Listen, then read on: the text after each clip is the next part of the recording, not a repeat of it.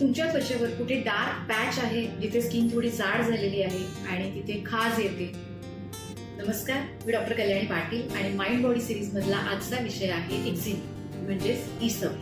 हा जुनाट आजार आहे त्वचेशी संबंधित आणि ह्याच्यामध्ये बऱ्याचदा काय असतं की ॲलर्जीमुळे हे होतं किंवा मग अनुवंशिकता सुद्धा बऱ्याचदा बघितली गेली आहे किंवा मग स्किन सेन्सिटिव्हिटीचे इश्यू असतात.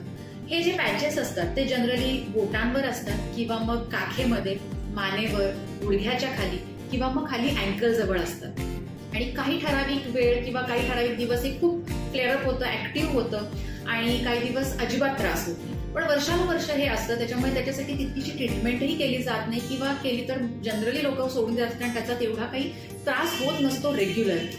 तर ह्याच्यामध्ये असं बघितलं गेलं आहे की हे फ्लेअरअप होतात कारण जनरली स्ट्रेस जेव्हा असते त्यावेळेला हा त्रास वाढतो. तर स्ट्रेस नक्की काय असते याच्या मागची ते आपण आज जाणून घेणार आहोत. तर ह्याच्यामध्ये बघितलं गेलं आहे की तुमची एखादी खूप जोरदार भावना आहे, खूप तीव्र भावना, म्हणजे एखादं तुमचं पॅशन असेल किंवा मग एखादा बर्निंग इश्यू आहे की जो तुमच्या मनामध्ये आहे पण, किंवा एखादी भावना आहे किंवा एखादी तुमची हॉबी असेल की जे तुमचं करायचं होतं पण करायचं राहून गेलं, त्याला कधी संधी मिळाली नाही पण ती गोष्ट मनामध्ये राहून गेली, किंवा एखादी तीव्र भावना आहे जी व्यक्त करायची होती पण व्यक्त केली गेली नाही, मग ते राग असेल, प्रेम असेल किंवा मग अपराधीपणाची भावना असेल, असं जर काही असेल तर जनरली एक्झिमा हा आजार होतो किंवा असेल तर तो वाढतो असं दिसून येतं.